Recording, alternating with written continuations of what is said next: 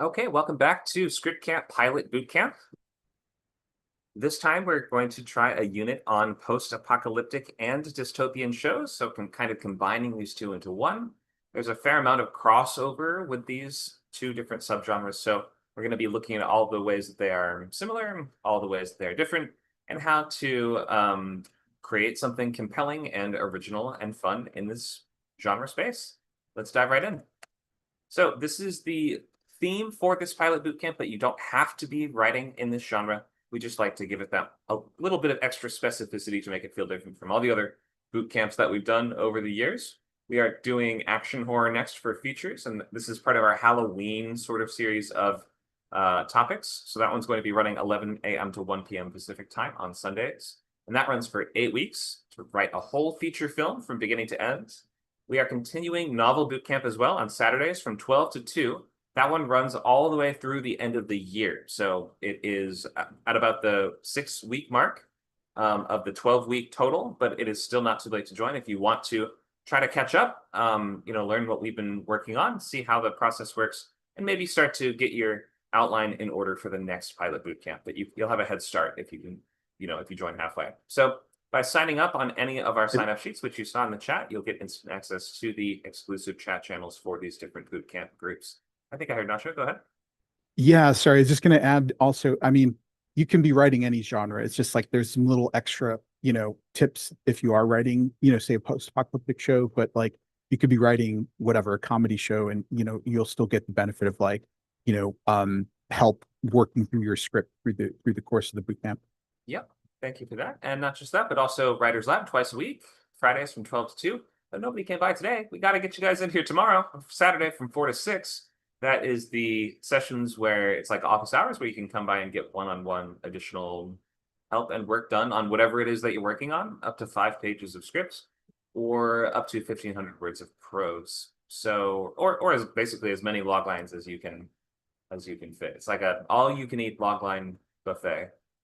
So that is 2 2-hour sessions a week, Friday 12 to 2, Saturday 4 to 6.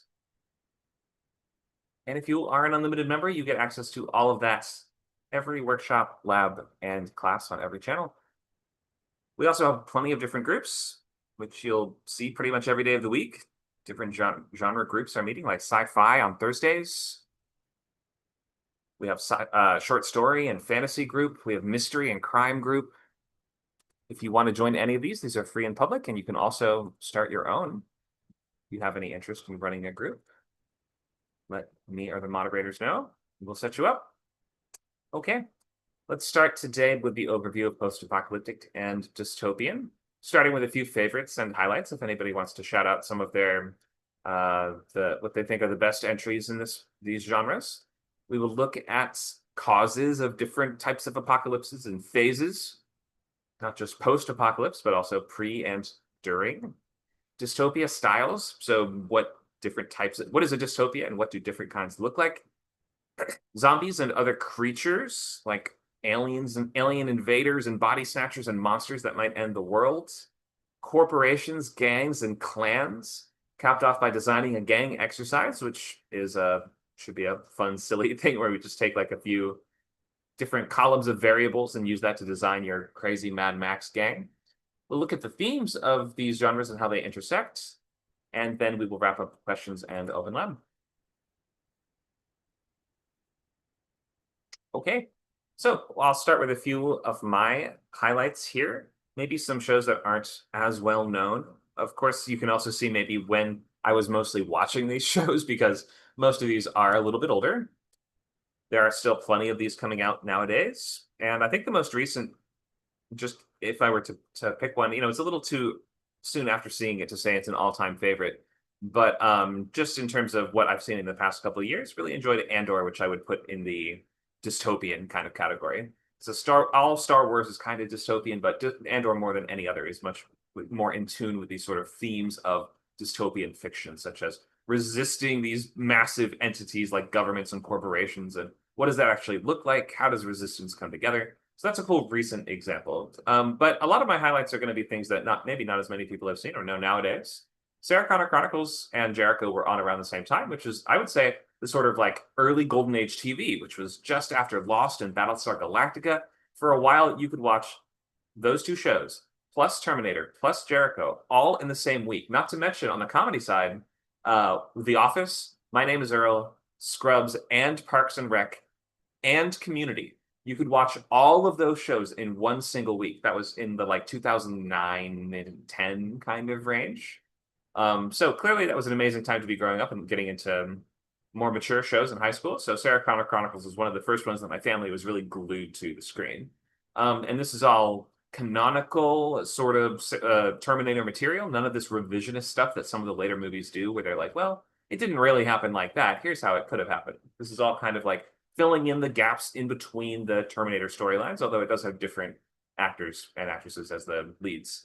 And the Arnold character does not feature in it. But anyway, really cool version, or really cool way to kind of expand the mythos of the Terminator stuff while turning it into almost like an urban fantasy series, because it all takes place within our same timeline. It doesn't spend that much time in the future kind of world. So ultimately, it becomes about this underground kind of world of resistance fighters from the future and robot people and half robot people. And at the end of the day, it's like it's basically like like one of those hidden underground vampire werewolf kind of worlds, like Twilight kind of stuff. It's like there's parallel societies of future people that exist within the fringes of the Terminator movies, but in fact they take center stage as like different resistance groups within the present in the show. Into the Badlands is it's campy and cheesy a bit, but it is a really neat world sort of centered on kung fu, like wuxia sort of tropes in a far post-apocalyptic world in which society has totally broken down, and I guess there's no guns, or guns are just like quite rare. Last Man on Earth was a comedy take on the post-apocalypse, which actually works at a very minimalist level. So I really like how much they're able to do with so little, just a couple characters. Especially the first episode, which for a lot of it, you're just with one guy. It does add more characters as the show goes on. Of course, it's not literally just one guy the whole time, but they really do a lot with a little, and it's cool to see the different games that they come up with to play and different dynamics that they explore in such a tiny group. And then Jericho was the other one that my family was really glued to back in the like 2008 to 10 range. This is a drama that is sort of about it is not sort of, it is literally absolutely about the aftermath of a series of nuclear attacks on the US. So it's sort of a civilian view of recovering after a nuclear exchange, where like big mushroom clouds spring up all over the country, and other main characters are trying to piece together what happened and figure out how to move on and survive. Kind of like Walking Dead minus the zombie stuff, right?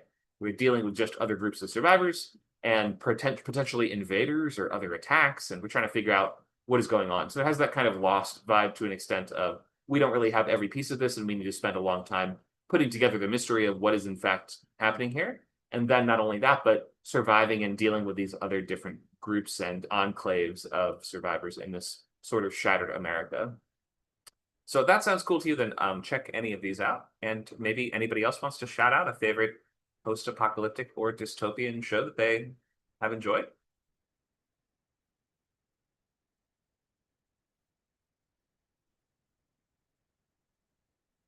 Okay, great. From the chat, we have a shout out Station 11. Thank you for that. That's an HBO show based on a book. I have a few slides looking at that one, but that is one of the few that has timelines that exist before and also after the apocalypse. So it's cool to see jumping back and forth to the normal sort of world and then the aftermath, and watching it really go through a very sort of COVID style, like biological pandemic apocalypse. It was very eerie in the couple of years after COVID. Anyone else?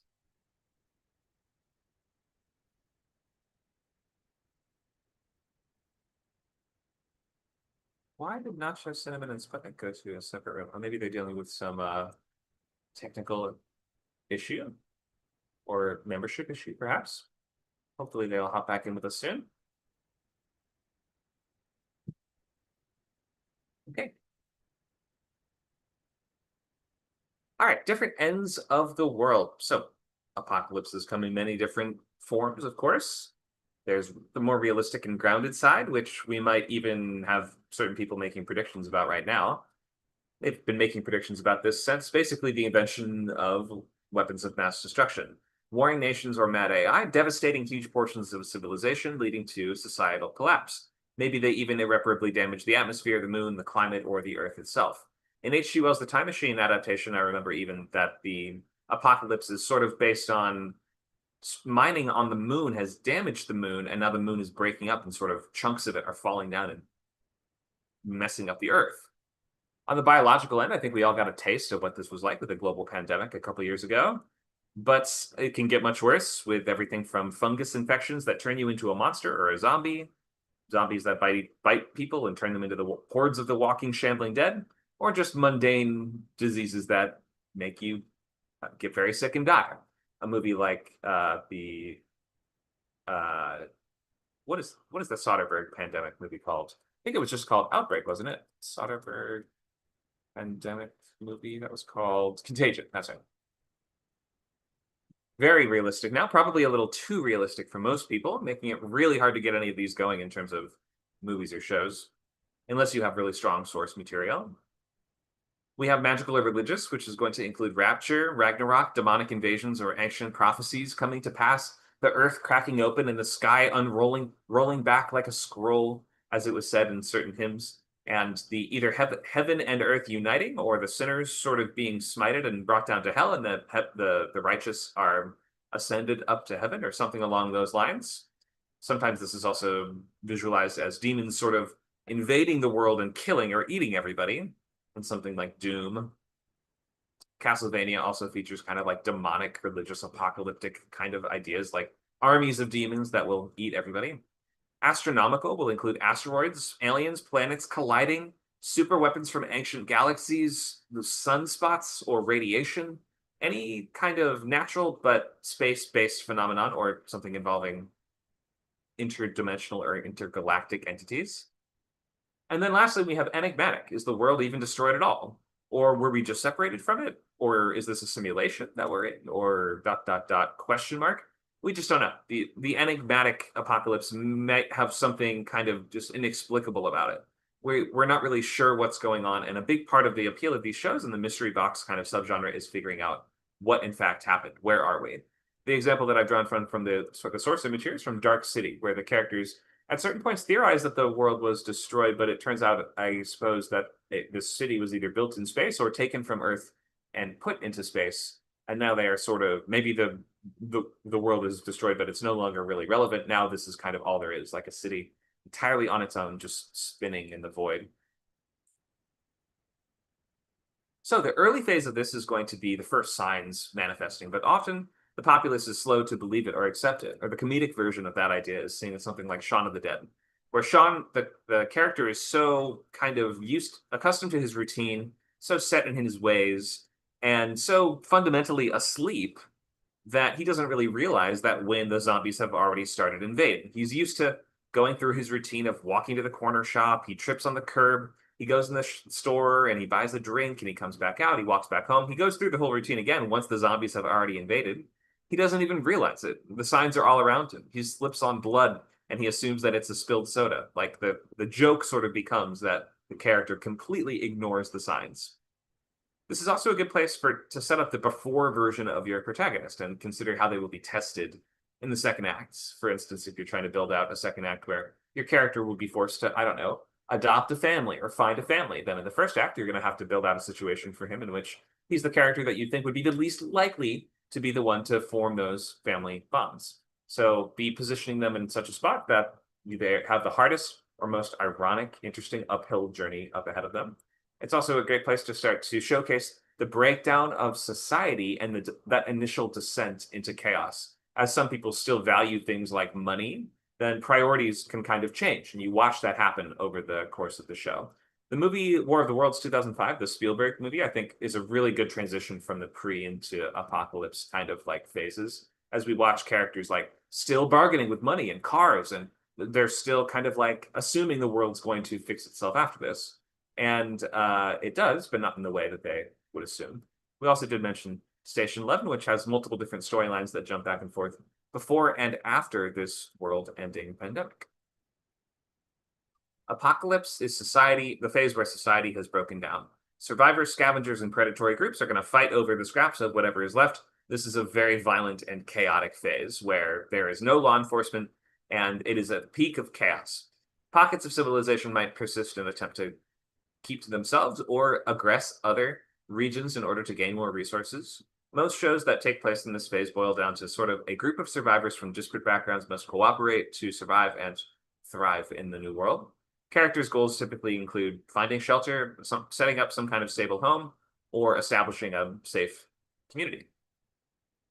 Post-apocalypse is going to be when new societies spring up in the ashes of the old. Small pockets will begin to emerge after the worst of the fighting and radiation or whatever it is, monster attacks or demon attacks have died down, reestablishing new communities and connections, although they may still be dealing with whatever initially caused the problem. There could still be zombies wandering around, even if they are quite shambly and creaky and old at this point.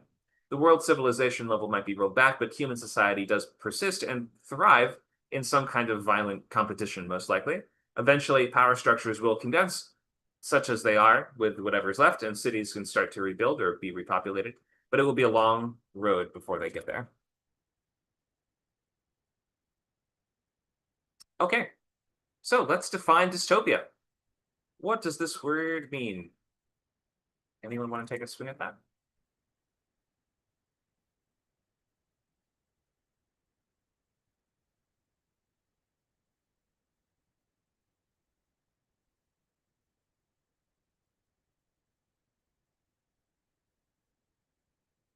Lou, go ahead.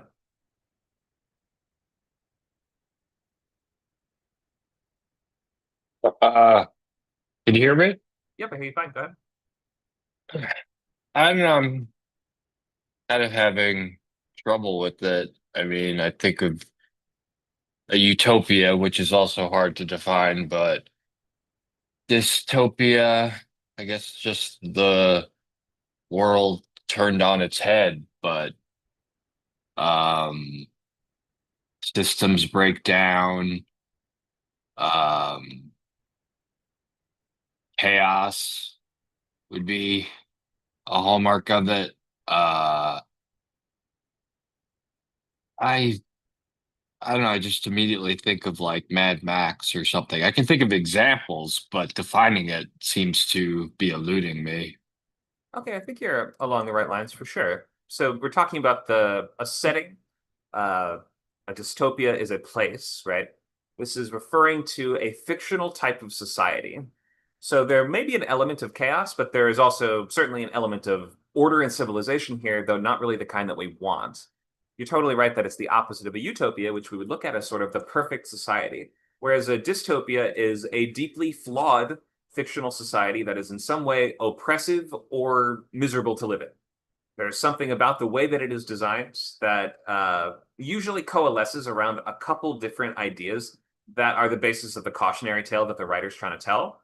So you could have a dystopia that is based on religion, or a dystopia that is based on technology, or a dystopia that's based on social class or race or anything you want, usually writing that story within the subgenre to highlight some specific social issue, and say, well, what if this thing were unchecked or out of control? What if racism were the basis of society? Or what if we sort of can use it as a thought experiment to explore these questions about theoretical alternate societies?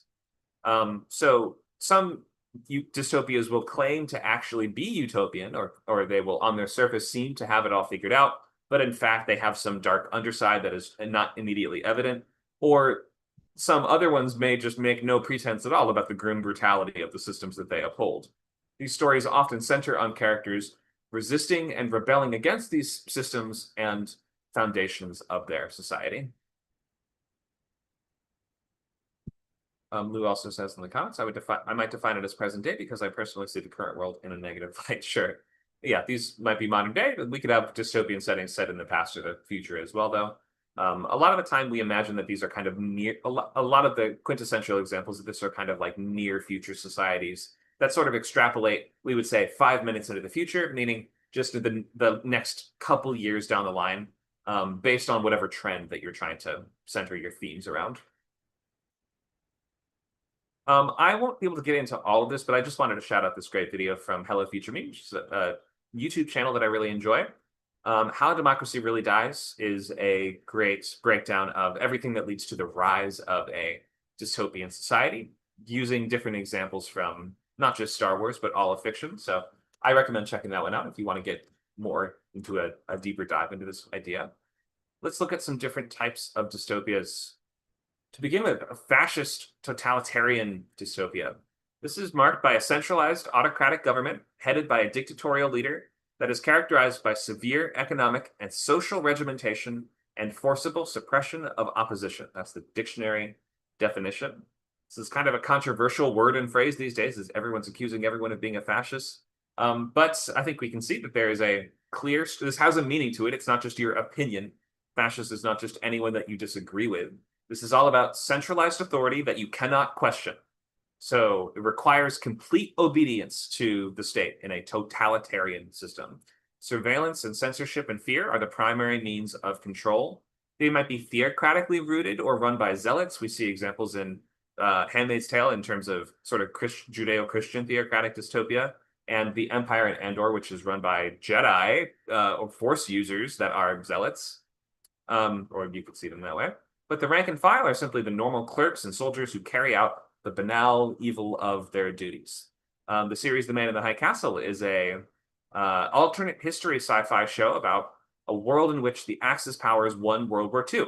And now they occupy America, having divided it between Japanese and German control, with sort of a buffer zone, which is like Mad Max, kind of the Mad Max Midwest, kind of in the middle. But the both of the sort of Axis American societies are totalitarian, basically like not like you might imagine Nazi Germany, but sort of melded with American ideals in a kind of twisted way.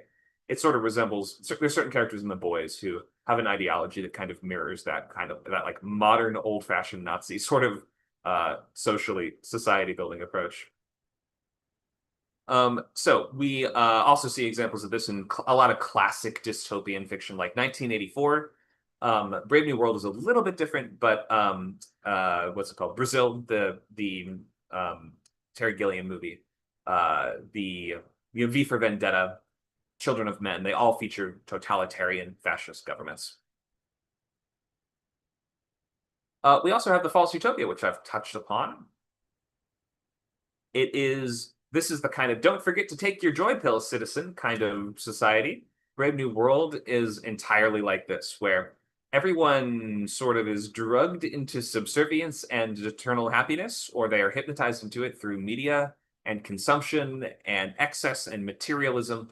And it could be like in the world of Wall-E, where they're strapped into chairs all day and they have access to all the food and soft drinks that they ever want, but really they're unhealthy and they live short, miserable little lives. They just don't really know it. So it's kind of purporting to be a perfect society, but if you look under the surface, or you take a step off the beaten path, or perhaps you're one of the unfortunate ones who aren't at the absolute top of it, then you will start to see those darker shades of it. Underneath all of that, obviously, is an oppressive system that is forcibly keeping all of that intact, and using those very means that they claim are enforcing peace and prosperity to, in fact, uphold their dictatorial control. So that might be, you have cops called peacemen or something like that, or peacekeepers, right? And really they're not making peace at all. They're going around beating up your citizens. Or you have the joy pills, which in fact they might make you think you're happy, but really they are just turning you into a hypnotized zombie. Sometimes your character might be an outsider that can see through the artifice of the society, kind of like in The Matrix, where your character might kind of wake up from all of this, or they could be somebody who's approaching from the outside. So it's, yes, either an outsider or some kind of insider that has an awakening and is able to understand that they live in a false utopia, and their goal might center on fixing it or exposing the truth. And they're, like in a movie like They Live, kind of showcasing how broken and dystopian the world really is.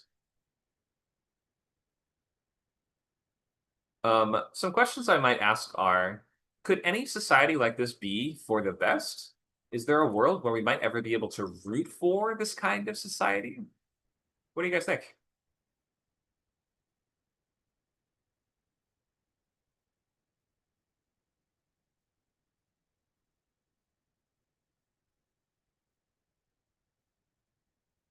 I mean, I would say it's sort of like where the reality is so bad that, maybe it's not so bad to live in a fake, illusory world.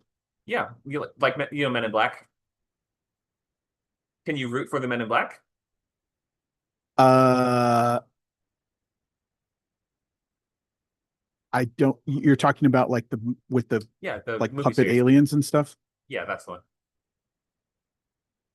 Have you not seen it? Oh, I see what you mean because the aliens, it's a secret, and then they wipe out their Yeah, memory if you see an it's kind of, alien. they Okay. don't really purport that they're in a utopia, but we are rooting for the people that are maintaining the illusion of Yeah. uh there are no Normal aliens. Yeah, world. they're maintaining the Hmm. illusion of normalcy when in fact there is a Yeah. whole society of aliens on Earth. So maybe we could root Yeah. for it in that kind of way where like there's even a whole And scene about this in the movie where they're like, don't people deserve to know the truth? But the explanation is kind of like, mhm. well, a person on their own is smart, but people in general are dumb and panicky animals. And if they were to know about this, we don't really know what the public might reject it. They might go crazy. We don't think that it would cause chaos if the secret were out, right? So is there any kind of society like that maybe you could sort of root for this? Go ahead. Definitely. I mean, I think there's even a case to be made for like a version of the Matrix where it is actually better to just be in a simulation. Oh yeah, I mean you're writing a pilot kind of in this world, right? Yeah. Yeah. And so for your Um, character, are they struggling with this question of do I want to stay in the simulation or do I want to see the truth, even if the truth is worse?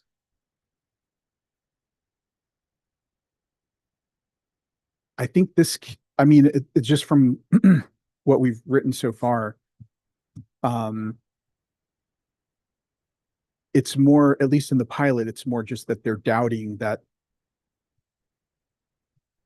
what they thought was odd, that it just makes them end up doubting themselves. Like, okay, no, I have dementia. I need to like take my medicine. I was wrong. And I need to just do follow the program. Right.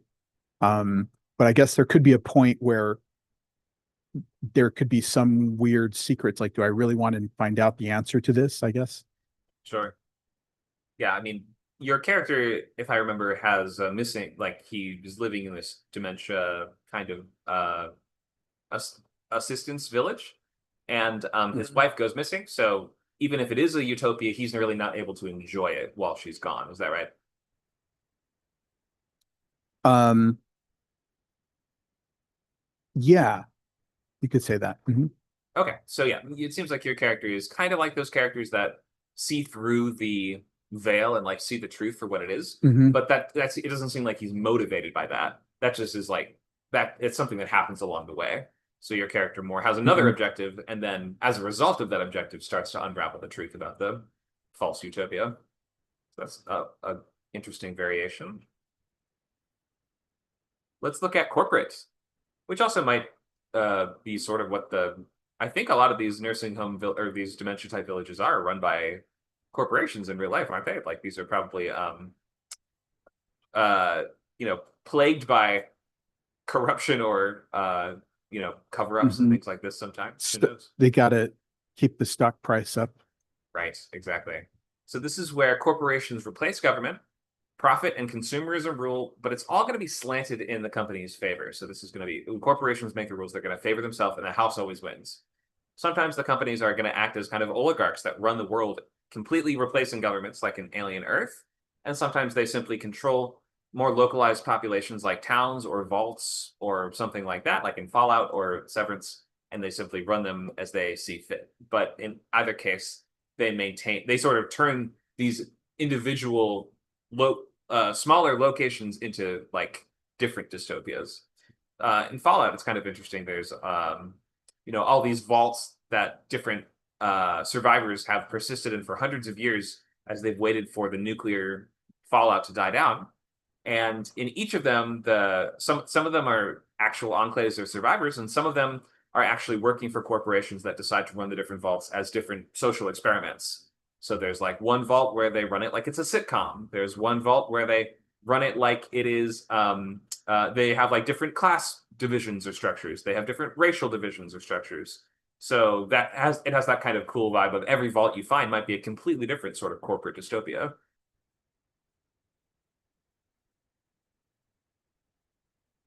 All right. So, we're just covering a lot of ground today because we're hitting post-apocalypse and dystopian. So we're going to keep sort of hopping back and forth between them. Let's go into this new topic of monsters. Maybe our segue will be, aren't corporations monsters? Yes, they are. Speaking of monsters, how about in post-apocalypse, there's often some sort of monsters or creatures involved. Not always, but we've got your zombies or your aliens in A Quiet Place or your aliens in Mars Attack. The aliens in Mars Attacks or your aliens in what's it called? Invasion of the Body Snatchers or the giant blob in the Blob or things like this, right? So your apocalypse can be triggered by, caused by, or exacerbated by non-human creature or robots or other entities. What are some of your guys' favorites and why?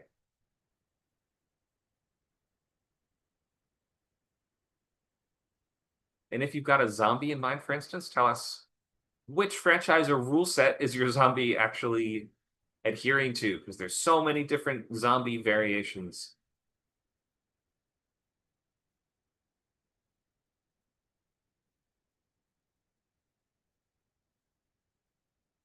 I'll start while you guys are thinking. Who says he's thinking? I'm sure Nacho can think of one as well.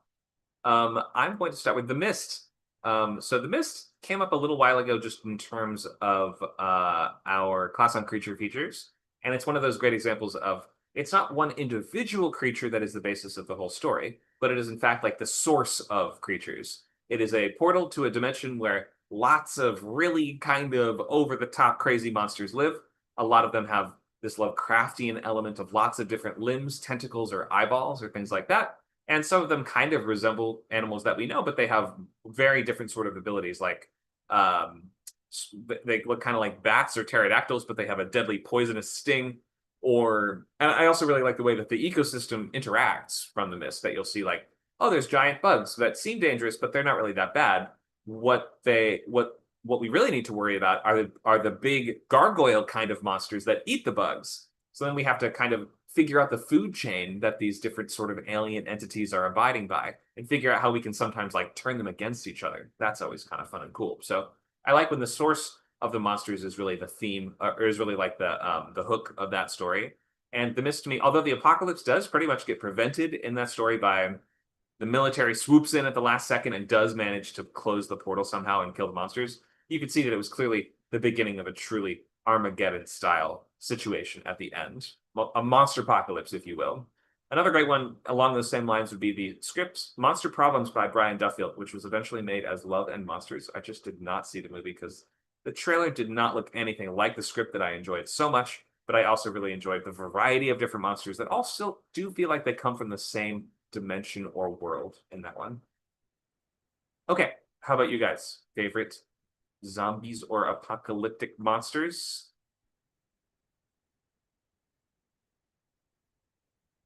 Lou mentions the show From, which I've only seen a little bit of From. I think it has sort of like, they're almost like the Smile people, the Smile demons. They look like humans, but they kind of are some kind of shapeshifter or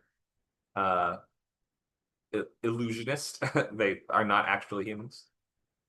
Nacho mentions the sadness. People who lost all their inhibitions become raving psychos. That's a really gory Taiwanese movie. Another one would be Blindness, which is kind of like about a plague of blindness. I guess the zombies would kind of be just people that have gone blind and given into their most horrific inhibitions. I see another one in the chat as well. World War Z zombies and I Am Legend. Thank you for that. Yeah, those two are very really fast, kind of swarm-based zombies that all pile up on each other. And in World War Z, they almost behave like army ants in that they kind of create bridges and towers that they can all scramble up a big wall or they can connect between buildings. There's a type of army ant called Siafu, which basically work kind of like they do in that movie. They also kind of remind me of Left 4 Dead, which is a video game with very distinct kind of like special infected amongst all the just common infected too. Pretty similar to something like Resident Evil, which also is an apocalyptic / kind of dystopian series that has a big variety of different sort of mutant monster things, many of which were once human, but not all of them.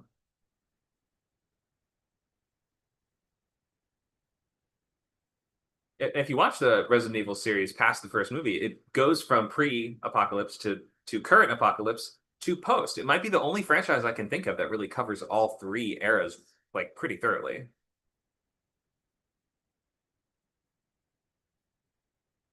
All right, let's look at some zombie stuff. So for a TV show, you need consistent rules to the extent where look at a show like Ash versus Evil Dead. And in the Evil Dead movies, it's one of my favorite franchises, but I'll be the first to tell you the rules for Deadites are not consistent and are not clear. I've seen them all a million times. How do you become a Deadite? Is it when a Deadite bites you? And if so, how long before you turn into one? Can you be injured in another way besides being bitten? Is it based on the blood, the saliva? What exactly, the teeth? What exactly is it that's causing it? Because sometimes someone gets possessed and then later they get unpossessed, but they were pretending, or are they becoming repossessed at that point? Sometimes you can become a Deadite based on just a cut from a knife. Like it's and the symptoms of it are also just really inconsistent.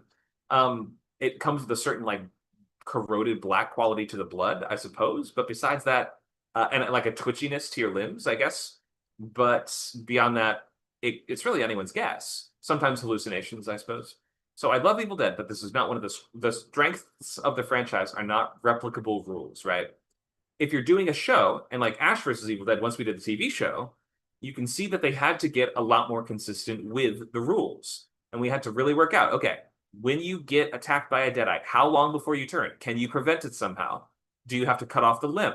How long do you have to cut off the limb? If you don't cut off the limb, does it spread to other limbs? And then do you have to cut off multiple limbs in order to be saved from the infection? If it infects your brain, are you fully taken over right away?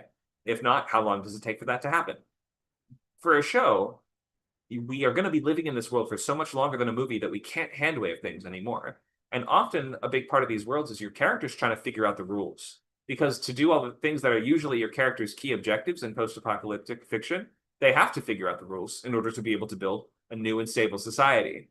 So we have to know how to clear out the infected if they're populating our area, right? How long before they starve to death? Where should we build our society? Somewhere where they're going to freeze? Somewhere where it's too hot for them and they all melt and decompose? Can they swim? Can they walk along the bottom of the water? Like, what can they actually do and what can they not do becomes incredibly important in a TV show in which we're expected to maintain a story engine that is going to last potentially for years and years and years. So it's worth it, even in your pilot, featuring characters that are trying to assess and diagnose these questions themselves of what are the rules?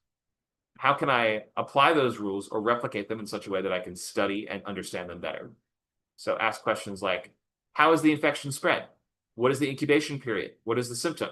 How can you cure it? Can it affect animals or plants or other things? Even one more question that you might want to ask in differentiating and understanding the rules of your zombies or infected in your post-apocalyptic show? One more question.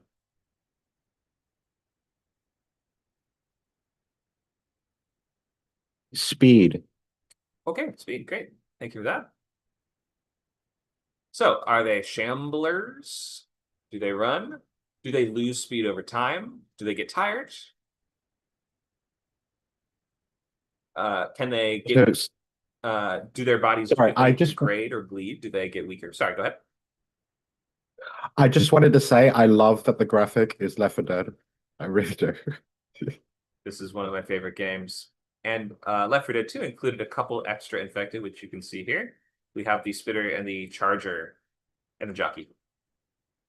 So yeah, video games are really good at differentiating between these because for gameplay reasons, you can see that we just want to have a very clear distinction between, or like not only distinction between what different types of enemies can do, but also we want to instantly be able to identify visually which enemy we're dealing with, and therefore what strategy or tactics would I have to use to deal with that enemy type.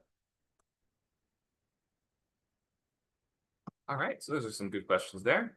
When it comes to other monsters, that's going to be demons, aliens, mutants. Again, just look for consistency of rules. A big part of the fun of the shows is watching the characters learn more about the enemy. Like, remember all the parts in The Quiet Place where they have these whiteboards that they've been writing down the rules they figured out, the things they haven't figured out yet. The central conflict of the movie can be sort of resolved in a way once we know how to kill these things. That's the central question: is how do we actually hurt them? What's their weakness? Can we communicate with them? Where did they come from? What are they made of? Those are all key questions to ask. Look out for obvious counters, though, to the key rules. If your reader can't figure out why the characters aren't just doing the easy thing that all of them thought of right away, then they're going to have trouble buying into the premise. And if your characters like temporarily use a solution, they use it just 1 or 2 times and then they don't use it again later, it's going to raise huge questions with your readers. The examples I'm going to bring up are why don't we just live near the waterfall in a quiet place? And why don't we just always wear zombie guts on our bodies in The Walking Dead? Because in the first season, they pretty reliably prove that if you just cover yourself in zombie viscera, then zombies will think that you're a zombie and won't attack you. So why don't we just make like zombie spray and I guess you could call it odorant and odorize ourselves and maybe even make a version that doesn't have to use actual zombie guts, maybe replicate the smell somehow. Like, why are we spending all our time not doing that? If it seems like there's such an obvious solution, your viewers are just going to get confused as to why your characters are so dumb as to not seeing it.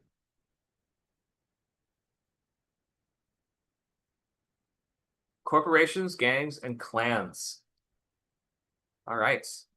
These are all big in both of our subgenres. Corporations are going to be a little bit harder to come by in the immediate post-apocalypse, unless they survive somehow. And often they do in these stories. For the most part, though, let's start with corporations that are going to exist in dystopian settings. These are referred to private or state-run entities with enormous power, funding, technology, and very few compunctions about using any of those to achieve their goals, which are sometimes as simple as pure profit. A completely materialistic, short-sighted corporation might destroy the environment or create dictatorial laws that oppress the populace and choose the leaders they want.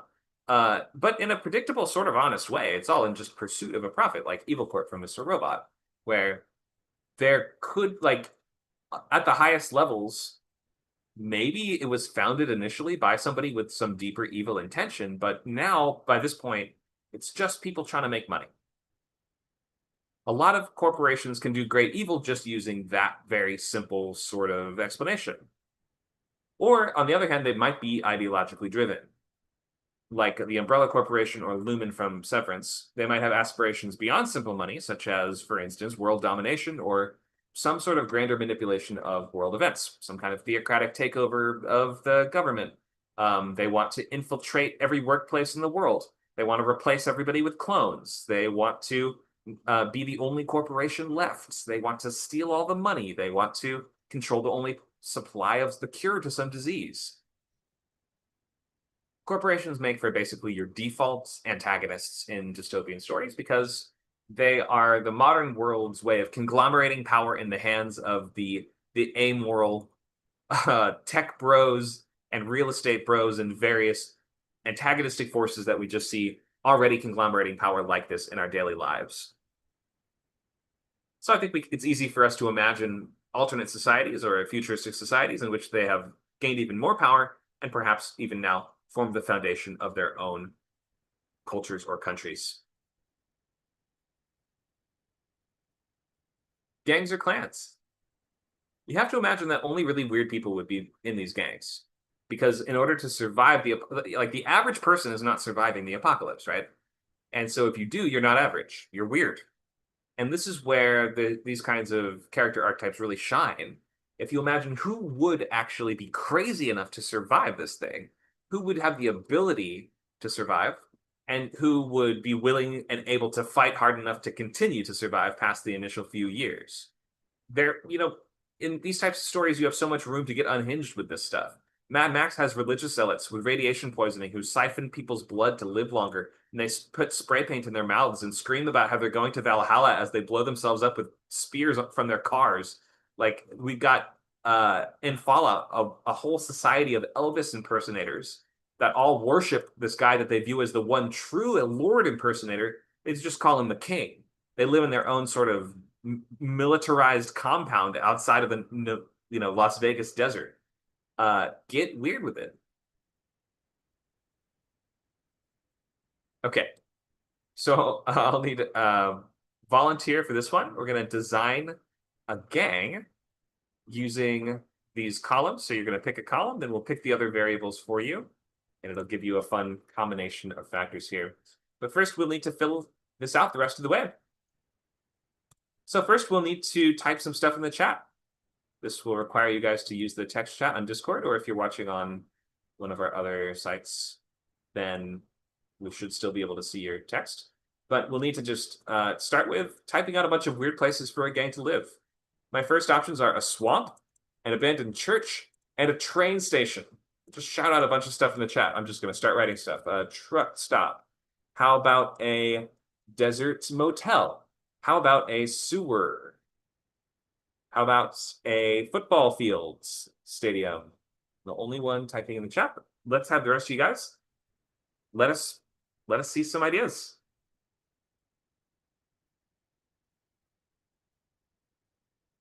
Is anyone listening? Is anyone there?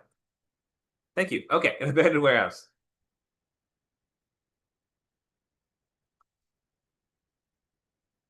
Let's keep going. Forest. All right, great. Keep going. Lots of stuff. Don't think too hard. Aquarium. How about military base?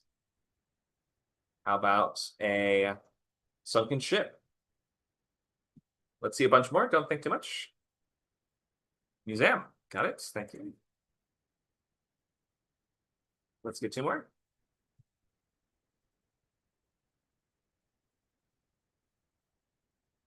The zoo. That's a good one.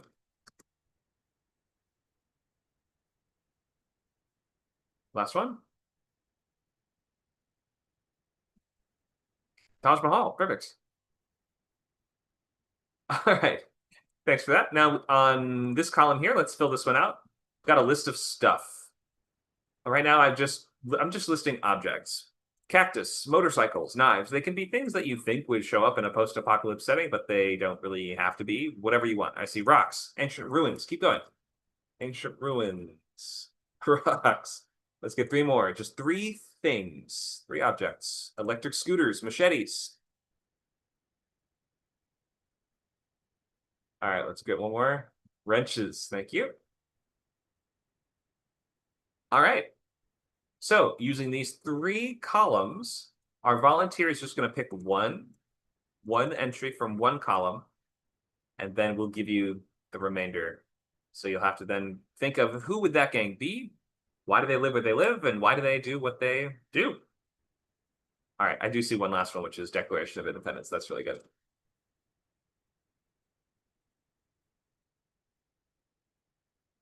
All right, do we have a volunteer?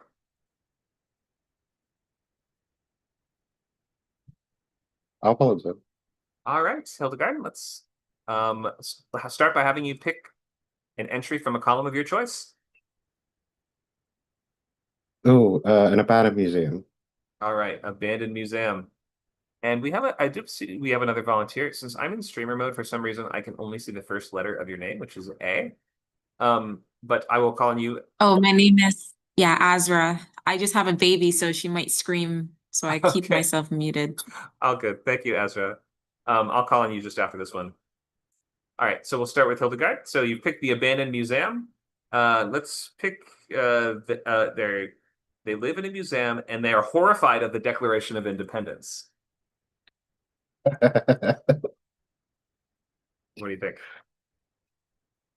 Oh, I mean,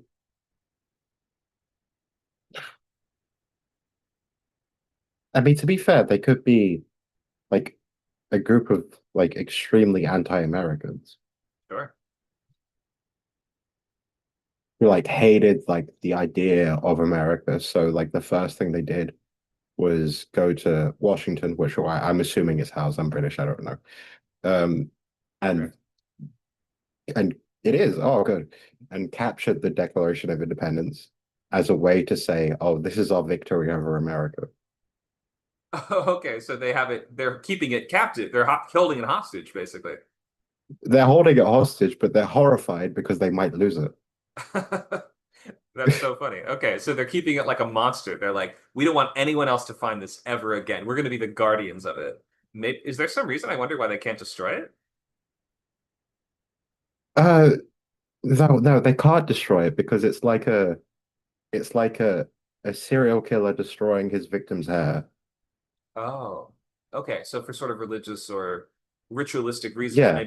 maybe they feel like it sort of keeps it contained here. by Yeah. allowing it to exist in physical form. But if we destroyed it, maybe it would get out somehow. Kind of like how the Warrens keep the Annabelle doll like locked up. Like that's their explanation Yeah, for yeah. what. Right. Okay. That's pretty funny. So what do you think their ideology is if they're just anti-America? Are they from a different country or are they Americans that have decided that this was the right route to Oh, go? I think more than likely they are probably Americans. Yeah, could be. We have a fair number of They people are. that would do this for sure. Oh, I think they probably saw how things were going down. I think they saw how things were going down with the zombie apocalypse, and they had such little faith in the government that they thought the idea of America was a sham, that it was always going to lead here, like how like Empire always ends the same way. They kind of thought of it the same way. I see. Okay, so almost like the prophesized end of the empire. They see it as like a Yeah, grand cycle, the ancient pulse yeah, of germ and birth, as it is sometimes called. Um, yeah. but I like that. That's pretty fun. This feels like this could be a faction in the Fallout games, doesn't it? That does actually. Anything else you want to add? Uh, no, no, no. I think that's fine. And, oh, wait, actually, because unironically, this kind of thing has happened in Britain. Really? People came over. Yeah, people came. One African and someone from America came over, and they claimed land in the middle of a forest, and they won't leave. Like the police came and told them to leave, and they won't leave. So, Oh wow. Kind of like yeah. squatters' rights, I suppose, is what they're trying for. Oh, That's yeah, funny. yeah. That's all I have to add. All right. Thank you for sharing. Let's hear from Azra. Sorry, what was the question? So you're volunteering for the activity, so you'll have to pick an entry from a column of your choice. Okay. I pick an abandoned church. Okay. Let's make your gang. They're in an abandoned church, and they don't believe in machetes. Okay. So they violently opposed to having children. I'm just gonna be very Okay. specific. And I guess I choose a list, like a list of stuff. So, Oh no, so I've chosen uh, the other oh, entries for you. I picked oh, from I picked what was it? Uh did I don't don't they don't believe in, and over here I picked machetes. There it is. Okay. So yeah, whatever comes to mind. okay. So, sorry, I'm so sorry. I'm getting distracted with my daughter. So, you were saying that I just create this design a gang from that and just talk Yeah. about it? Yeah, exactly. Not necessarily for a story, Okay. just think of a post-apocalyptic gang that lives in a church Yeah. and does not believe in whatever that means, however you interpret that phrase, does not believe in machetes. Okay. So this gang, I would say they're called the Believers, and they have a real issue with people procreating. And so and whenever they see children, they just want to lock them up and just kind of just use them to they want to wait and they let the children raise themselves, so they don't want the children to be with the adults. So these children have to figure it out on their own. And so this gang, they live in a church, and an abandoned church, and whenever they come across people with families or um children in general, they either kidnap the children or they kidnap the families and they split the children up from the family. If there's like a certain amount of adults in the house, like the parents, they'll force the parents into their cult or into their gang, and the children would have to be locked up or imprisoned and separated from the rest of the population. So Yeah. What about the machetes? Hang on, wait, the core. Oh, and they don't.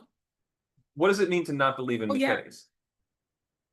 To not believe in machetes is to Does that mean they think they don't exist, or does that mean that they believe that nobody should use them and they prefer it some sort of, are they against the idea of blades? You know what I mean? I wonder what it could mean.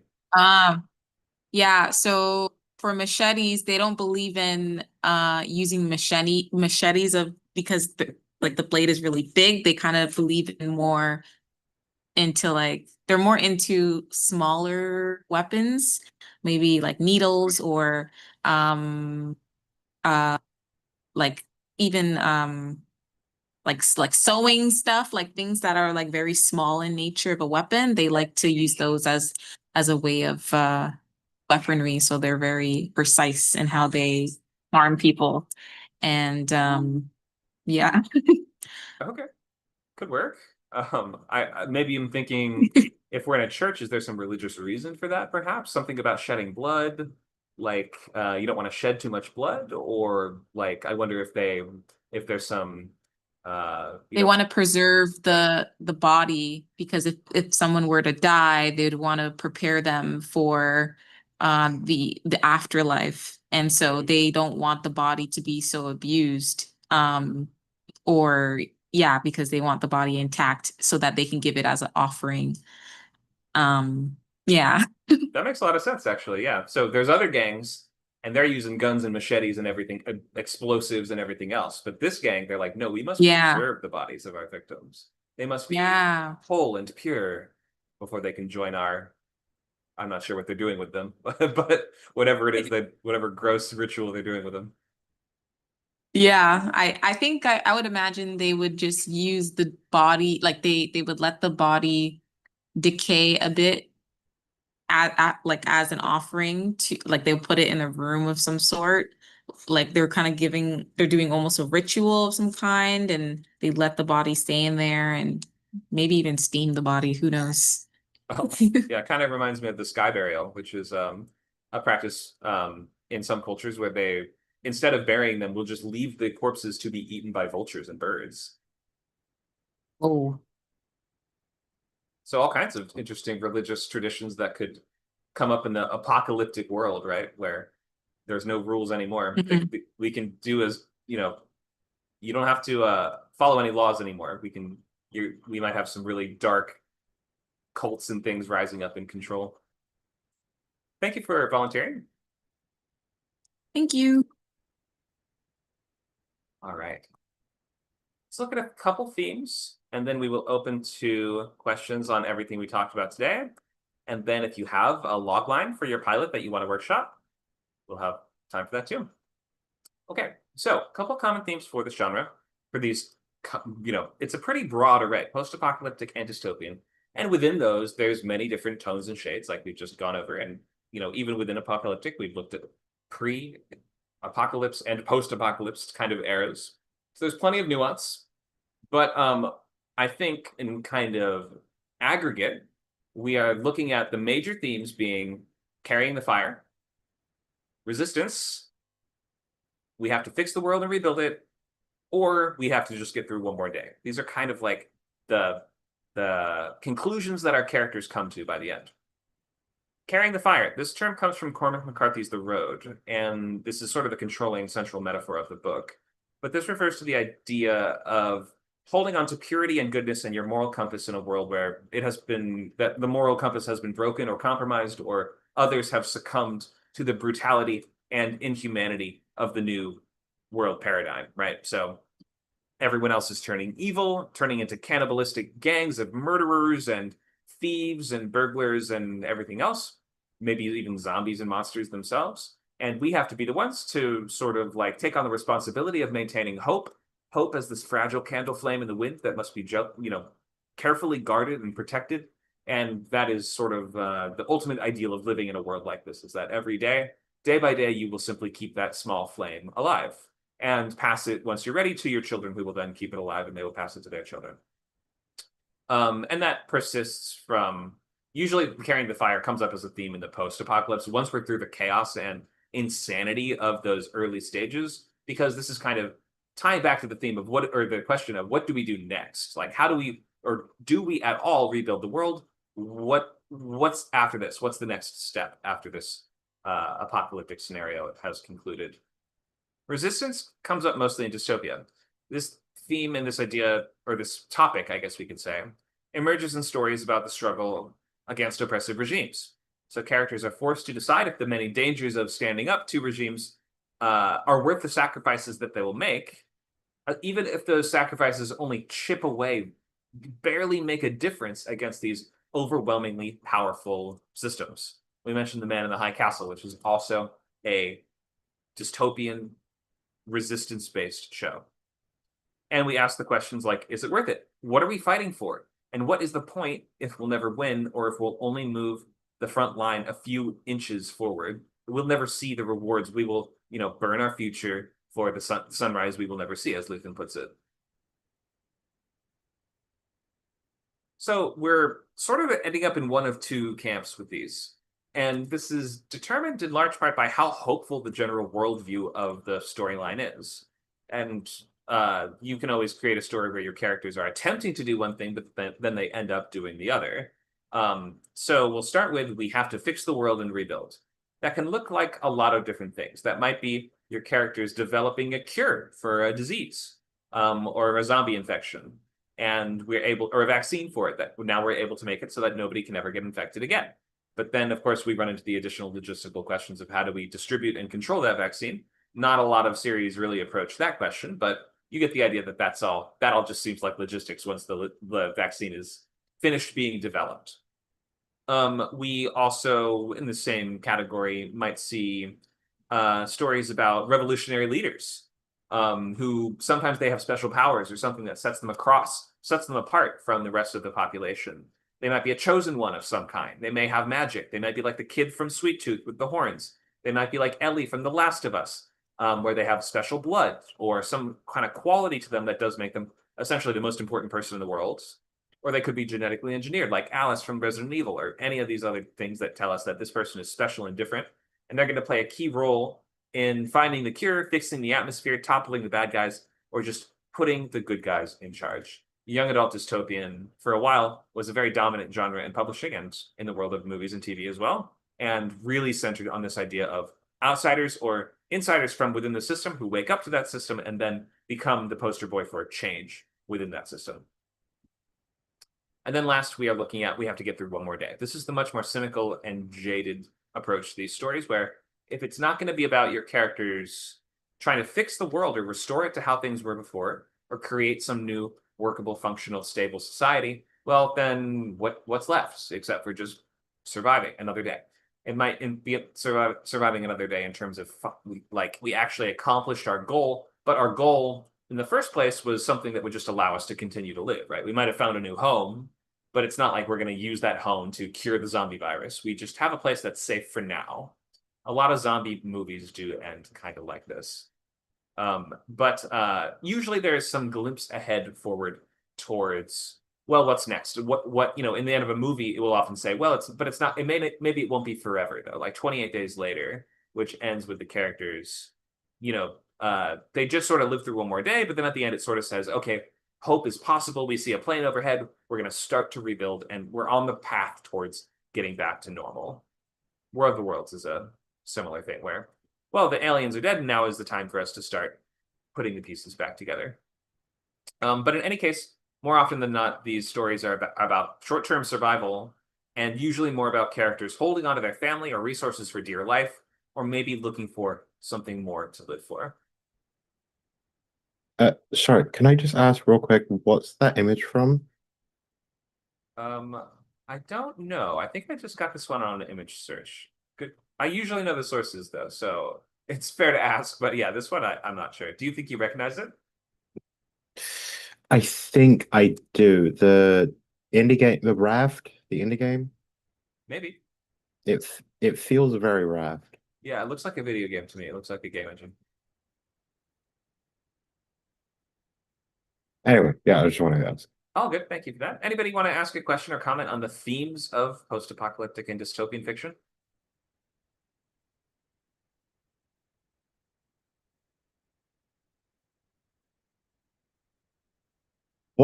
what do you think about like the how do I say this? Like,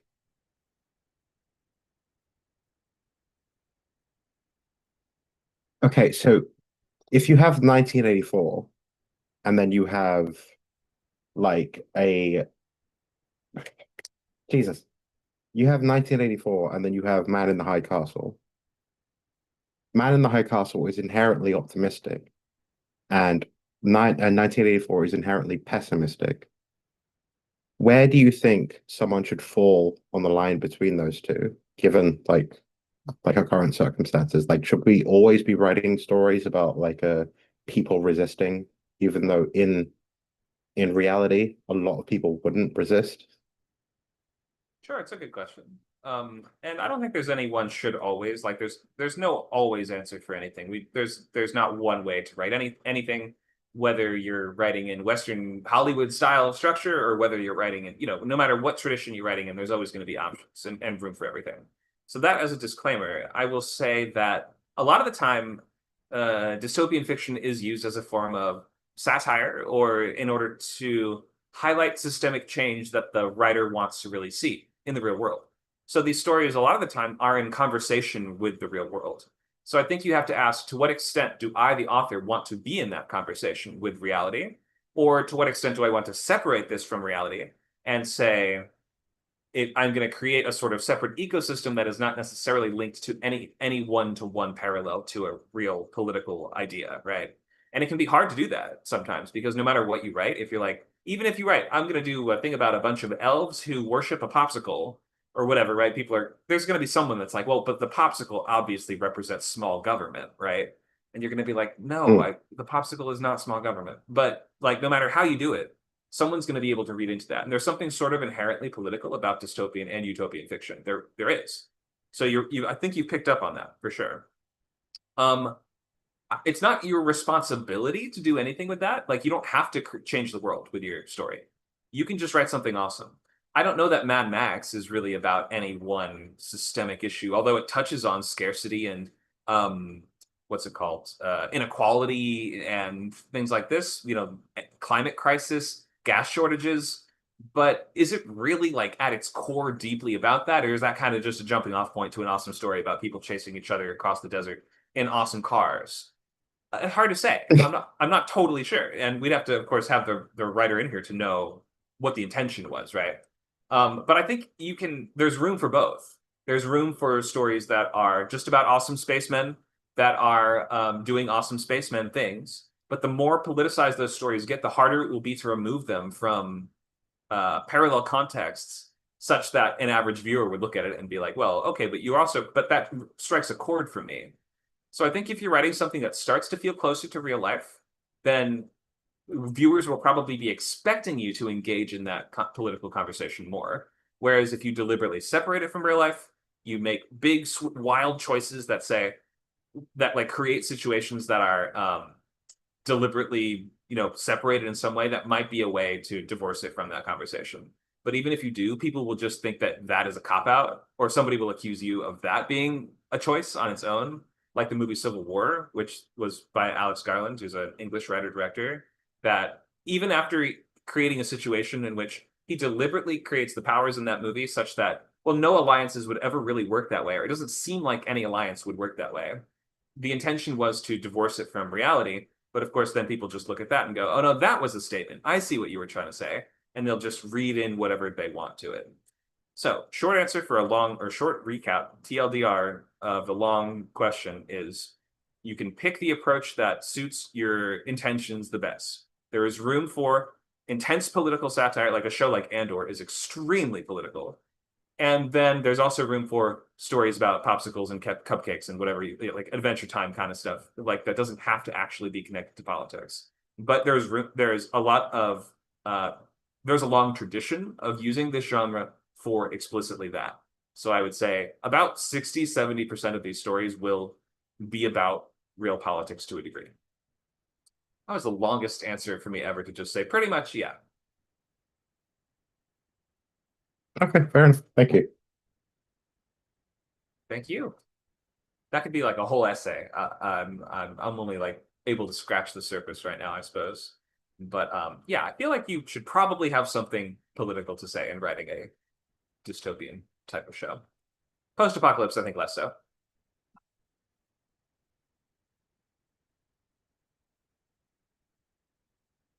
And also you can on the side of the oppressors, but then the theme of that would sort of manifest differently, right? Like the public would probably not receive a show well that was on the side of the oppressors from the point of view of the oppressors, and by the end the oppressors are proved to be correct and moral and right, and they're doing the right thing, and it's a good thing we have them.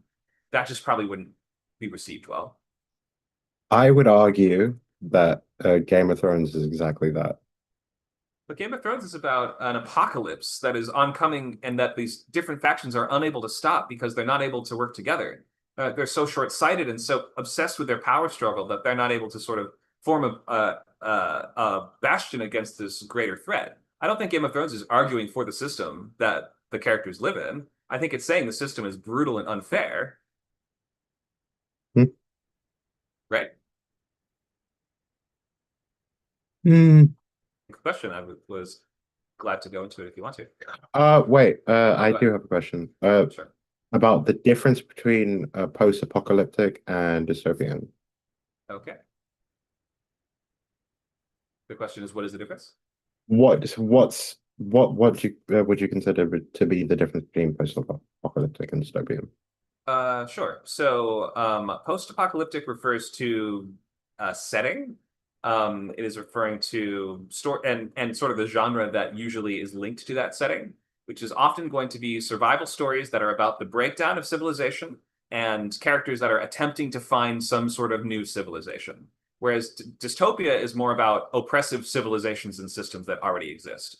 It's not really about that chaos of things breaking down. It's more about imagine this other world or this other society in which things are already established in a very oppressive way.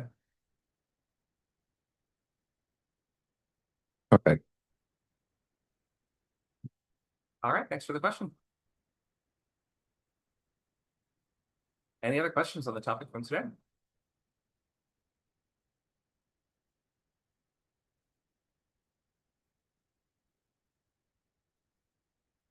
Okay, we'll go to Open Lab then.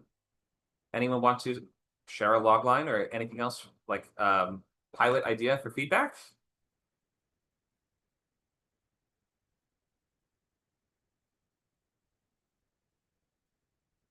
Uh, well, to be fair, I just joined this because I thought it'd be interesting. But I was like working on a log line. Okay. Like it's like half of a log line because I can't quite figure out the wording for the rest of it. It's a conflicted man gets invited to the home of a dictator. And I wanted to like push it into he has to decide between like killing the dictator and like not killing the dictator. Wait, I'm sorry, this is a TV show idea? No, because I can't write TV shows, but it's a film idea. Okay, let's stick with TV right now because this is our pilot boot camp, but our feature boot camp is on Oh, Monday, okay. so in just day after Oh, tomorrow. okay, fair enough. Yeah, from 11 to 1. And glad to work on that then. Oh, fair enough. If you have a pilot I idea, have one. Oh, go ahead. So my TV show, it's called Brothers, and it's a apocalyptic drama. And the logline is two teenage boys unknowingly fathered by the same man meet under explosive circumstances, just as a zombie-like outbreak turns their city into chaos. Torn between betrayal and survival, they must learn to trust each other or die trying. So this was the first version of the logline. I was reworking it, and in my pitch deck, I put in my second version on my pitch deck, I put sorry, just opening it up here. As a zombie outbreak ravages the city, two half-brothers raised apart must overcome betrayal and distrust to survive and protect their family. Okay. Thank you for that. Are you able to paste that into the chat just so we can read that as well? Yes, I can do that. Okay, thank you.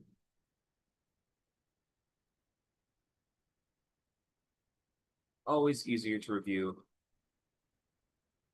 if we can read it as well as hear it.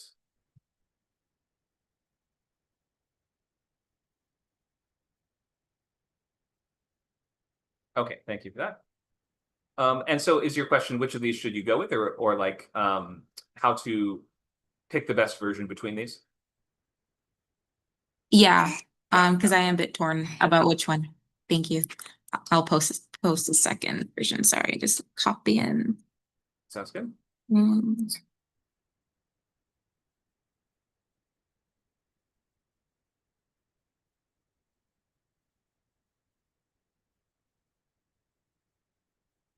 Sorry, you might hear my daughter grunting in the back. She's I just, hear it. You're all I good. guess. Okay, perfect. All right. So we've got your two versions here. Let's start with, okay, so two teenage boys unknowingly fathered by the same man meet under explosive circumstances, just as a zombie-like outbreak turns the city into chaos. So the zombie-like outbreak was not even the explosive circumstances. You're saying there was other explosive circumstances besides that. Torn between, Yeah. yeah, okay. Torn between betrayal and survival. Who betrayed who? They must learn to trust each other or die trying. Okay. Yeah, just a lot of questions from this one. I'm not sure who was betrayed, except maybe, I guess you're saying they were lied to about their parentage? Is that the betrayal? Yeah, so so they discover their brothers, two teenage boys discover that they're brothers and that their dad had a secret family. So their dad was hiding each other, like each, my goodness, how can I not speak? They're hiding yeah, so they're the same age. The dad fathered these two kids at the same time, and he just kind of basically separated these boys from knowing each other. But the mother of his children, they know about them being born and all that, but they just kind of just did not bring it up for the boys. They just wanted to raise them apart. So Okay. the discovery was just the explosive part. Yeah. Oh, that is the explosive part, is just learning the scandalous truth of the separate families. Yeah. Got it. Okay. And then they have to learn to trust each other or die trying. So, but they have no relationship with each other, right? Yeah, they don't. So Right. I guess and plus they have a lot of envy because it the story builds enough where one brother gets to see how the father is with the other and sees the life that he didn't have because the dad is absent from his life. So it makes it kind of boils down to him starting to become envious of his brother, his half brother. And so there is some kind of jealousy. And yeah. Okay. So I'm just trying to picture what is actually happening in the show. So are you saying these two brothers from separate families are kind of stuck together in the same place?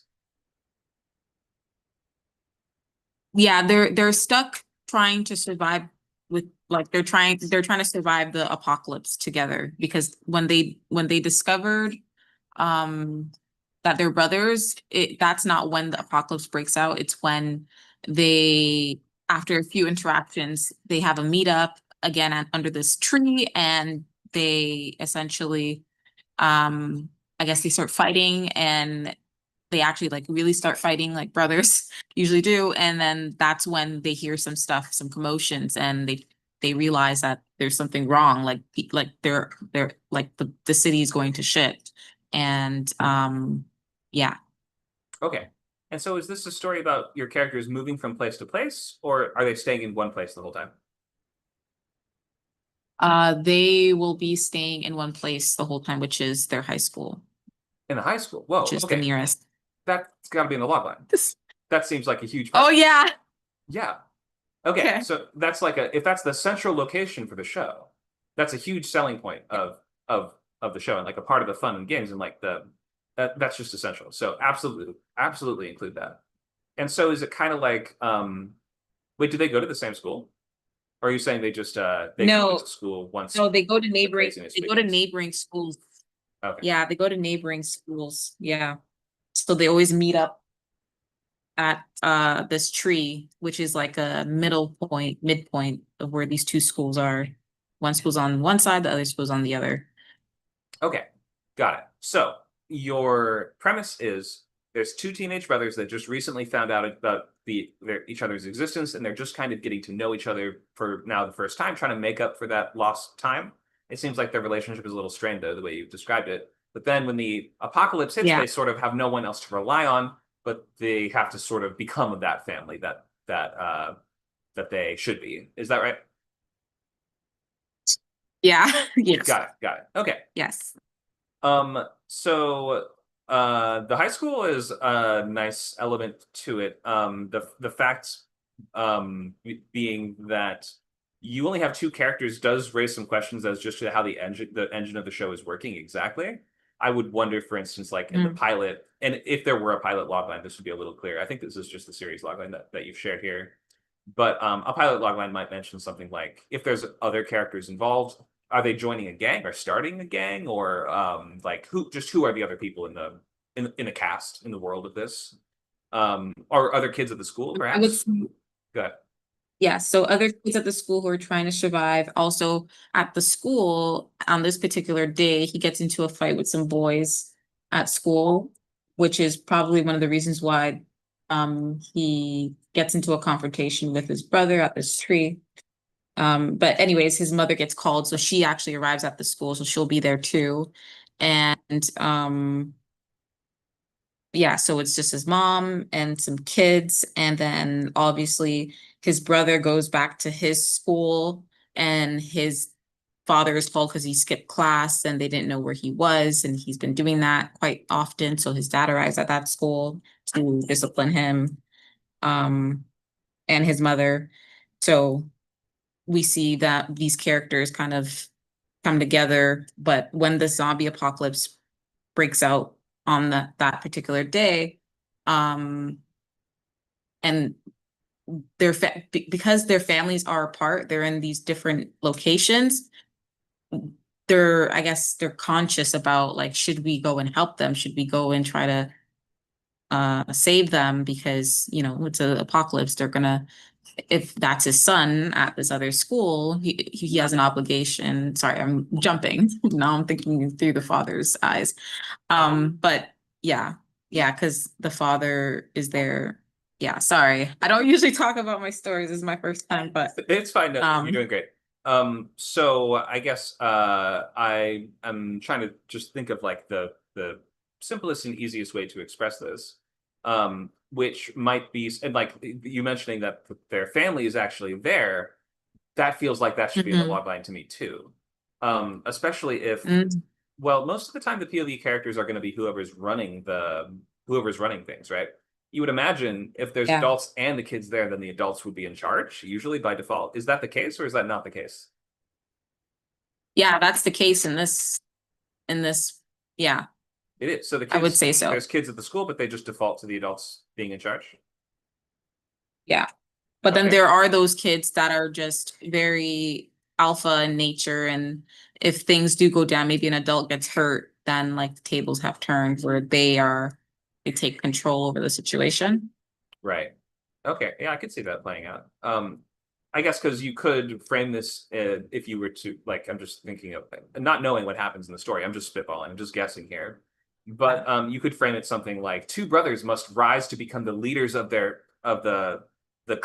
clan of teenagers that occupy a school during a zombie outbreak, right? And it's sort of, if you position the show as like them rising to become the ones who will then lead this and like become the kings of the school, or the fresh princes of this high school, so to speak. Or it could also be something like, this family. This is a show about a family that's occupying the school, and the way that it's sort of the way that they are tested, and that their bond is tested from all angles, and that they must sort of come together to survive. Something more centered on the family as the like root of the ensemble there. Yeah. So can I ask, have you written the script yet, or is this just an idea? I've written some parts, like some scenes here and there. I haven't finished it though. I haven't written the pilot. Oh, you have. Okay, all good. So yeah, I don't have to jump into giving you too many story notes, but I would just say there's a lot of shows like this and a lot of movies like this that are just like group of survivors in a place during a zombie apocalypse, outbreak, monster attack, alien invasion, whatever else it is. So just try to emphasize in your logline what makes yours stand out or set apart a little bit if you can. I mean, the relationship is okay, but the relationship is very distant by design because they don't really have a relationship with each other. So you're sort of saying they will form that by the end of the show, but we have so many other family members there that it sounds more like a show about a family than a show about two brothers to me, especially because the dad being in there in the middle of all of that, and he was like a traitor who had these two families. There's like a lot of family drama, it seems like, that would still be on screen, perhaps, or be explored in a new way. Unless it's something like maybe I could also see a version that's like two brothers break off from their family and claim their own wing of the school, and they're going to do things their own way over here. And maybe that's the sort of like hook, is that kids versus adults kind of thing, or something like that. These are just examples. You don't have to go any of those directions. Maybe that's dumb, but the point is, I think just if you can get a little more specific, then characters are in location during apocalypse, then it'll ring so much clearer, and it'll just feel like a clearer poster, like a clearer trailer. If we're imagining like how would you sell that, what would that look like, what is just the one image of that look like. So give some thought as to the hook and how to express that, and also definitely put the high school seems like a core part of your show. Put that into the log line. And if you can suggest also the fact that the whole family is there, I would also do that. Like a family must pull together. These two brothers must lead their family, or they must come to support their family through this scenario where they are now all of them together stuck in this horrific scenario in place. So I'm sure you'll find it somewhere within all those different phrasings. Sorry. Yeah, I like that. Thank you. This is really helpful. Thank you. Of course. So I just wanted to say, with regards to the idea of like a family, or a estranged family rather, during a zombie apocalypse, Train to Busan does that very, very well. He does it very, very well. I think that's like a very good example to go off. Absolutely. And the sequel is very good too. There's a sequel? Yes, Peninsula. Check it out. Oh shit. It's not Okay, yeah, well. quite as good, but it's like almost as good. Okay, yeah. I have to check that out. I did not know that either. Yeah, very good. And I would skip there's a cartoon movie in the series too, which is pretty much skippable. I forget the name of it, but yeah, Peninsula, worth watching. That part of me is disappointed. Well, now you have an exciting thing to check out, so I hope you enjoy. I will. Let's open it back up to Open Lab for anyone that wants to share a logline or a premise for a show. Something else.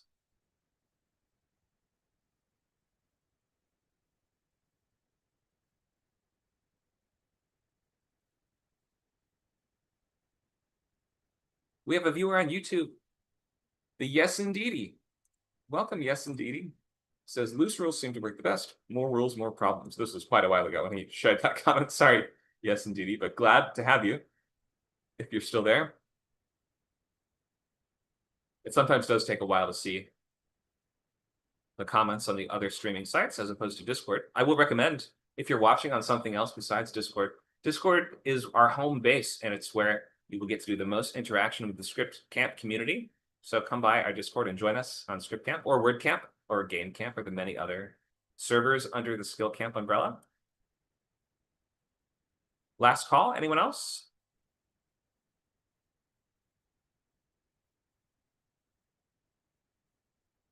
I have a possible premise, not really logline, That's fine. but a premise that I'm been kind of toying with is, during the biblical apocalypse, a petty thief and his ex-wife must find the seal before the world ends further, basically. Right. Yeah. Before the world ends further. What does it mean to enter? Yeah. Well, it doesn't need to, but it's gonna get worse if they don't. Um, all while driving one of the best muscle cars ever invented, the 1955 Buick Skylark Grand Sport, which is a beautifully underused car. It's great. Are they paying you to promote it? I no, I feel like they need to, but Yeah. it's beautiful. You said it, for sure. Okay, It's so we have great. a petty thief and his ex-wife who did not get into heaven when the rapture happens. Which style of Yep. rapture are you going with? Like the one where we think we talked a little bit about it before, but about how Yeah. the newfangled rapture idea is the righteous rise up into heaven and the sinners stay on earth to suffer in their sin, basically. Whereas the biblical version is more like it's kind of like I think, and this I was not raised religious, but my understanding of it is more just like the cloud, as it says in the hymns, the trump shall resound, and the clouds shall grow back as a scroll, and heaven and earth sort of merge. And I'm not sure what happens to the sinners in the biblical version. Do they get left alone Mm. on earth, or do they get sent to hell? So there's different stages, right, in Revelation, and so I'm basically following the book of Revelation, so it would be biblical in that way. So it would be the biblical version of events. And there are 7 scrolls, and 4 of them have been open, and so the show would be basically 5, 6, and 7. And so it's finding the rest of them before the Antichrist can, essentially, is the idea.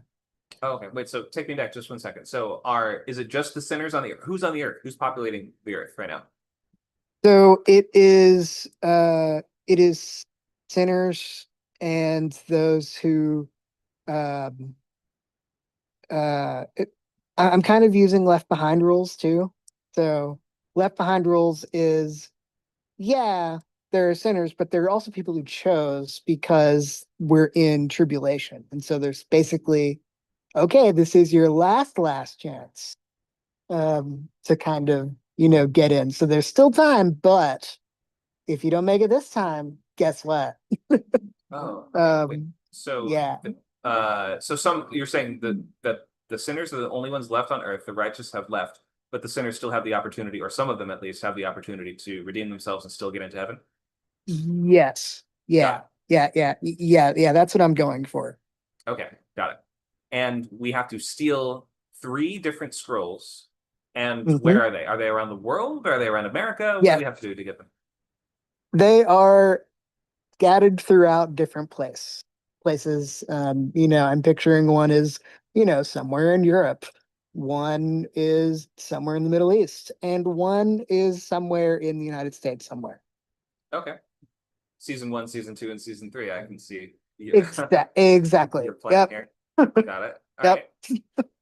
right. And I mean, my thought is you'd probably want to put them in civilization, because if they're in the wilderness, then it doesn't matter that the apocalypse is happening anymore, right? Like it wouldn't actually become relevant. Yeah. Like this could take place at Right. any point in time. If they're out if we're doing Tomb Raider, then it's not gonna. Right. It feels like a waste of the apocalyptic idea to a degree.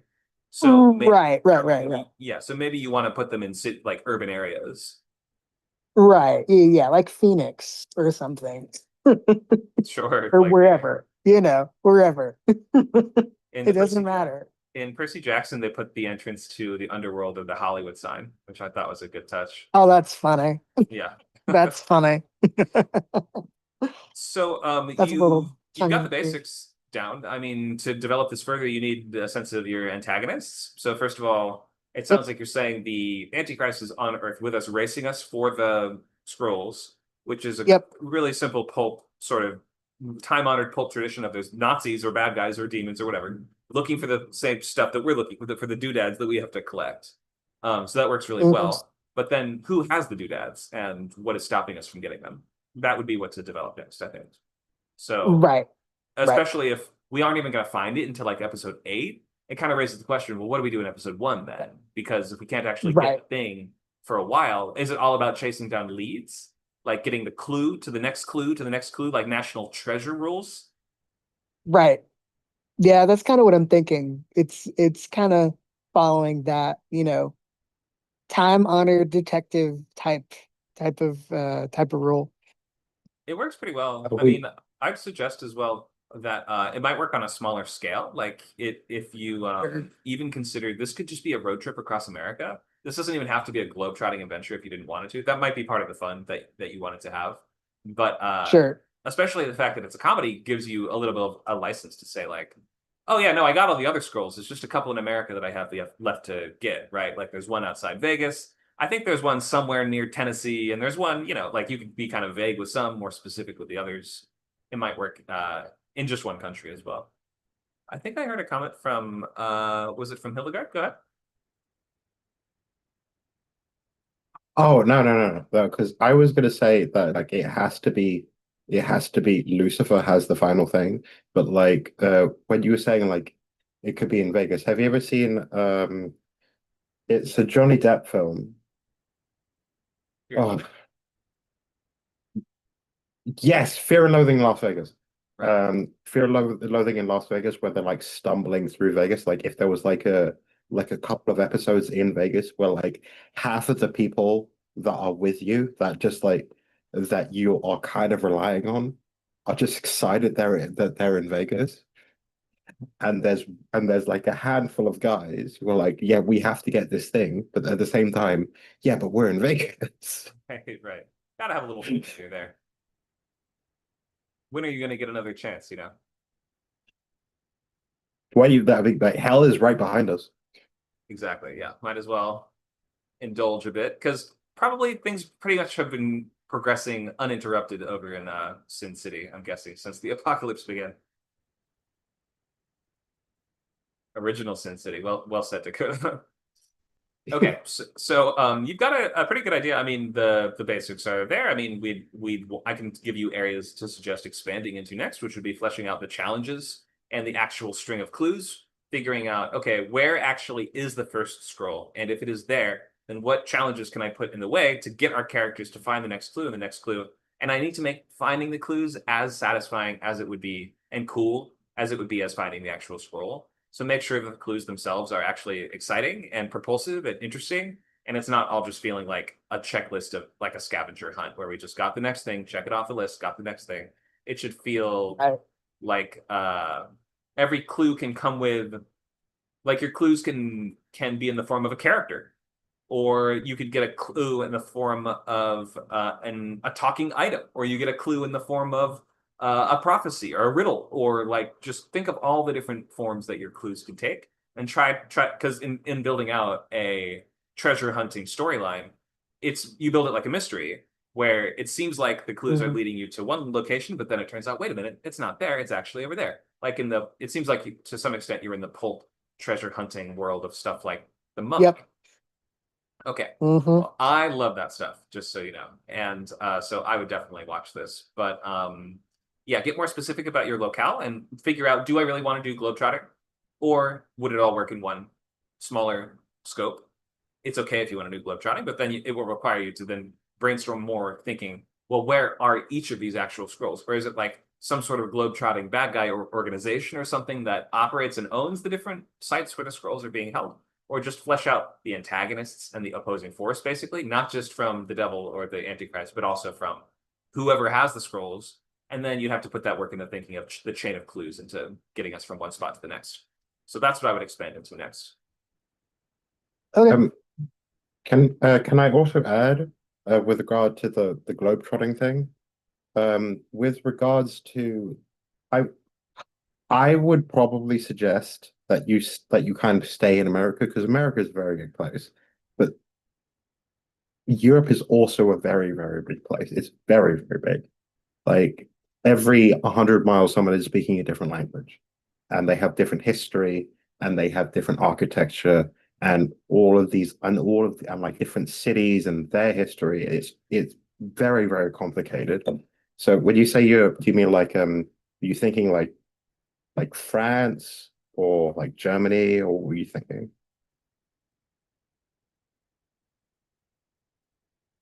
I was thinking like the Netherlands.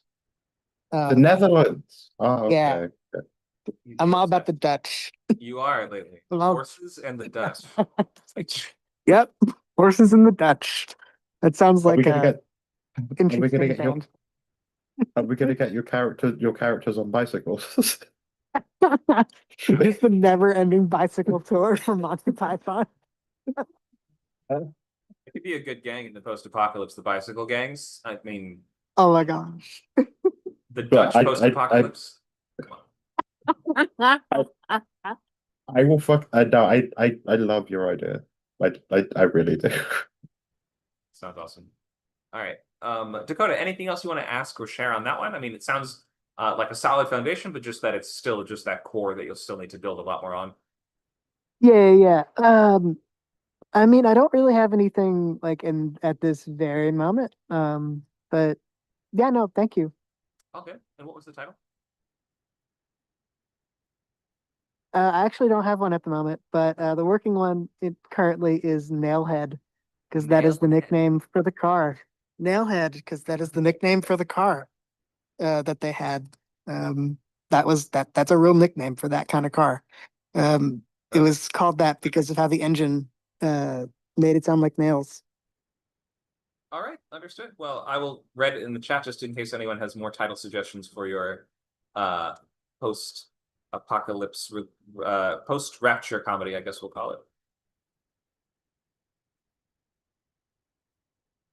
All right, so we have just a little time. Anyone else have a question or something to bring up before we wrap up? Oh yeah, one more thing. I had have you ever seen the work of John Martin? Not sure. What has he made? The Great Day of His Wrath. He made biblical paintings. So I think no, like no, I'm not familiar. yeah, it would be fitting if you look up the Great Day of His Wrath. When you were talking about these guys were driving to this other place to get to find the seal. I forget. There we go. That's what I was picturing. I see.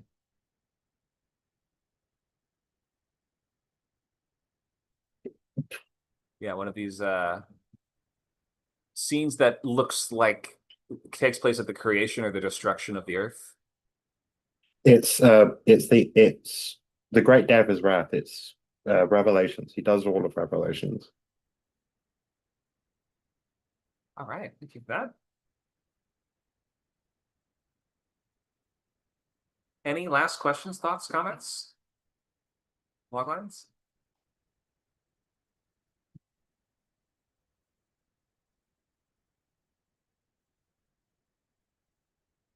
Okay, if not, we will wrap up now. Thank you all for being here. We're looking forward to seeing you more for the next class in the course, which is week 1. That will be also free and public and will be in the same time slot next week, Friday from 6 to 8 p.m. We also have the upcoming session of the Sunday feature bootcamp, action horror theme, Sundays 11 a.m.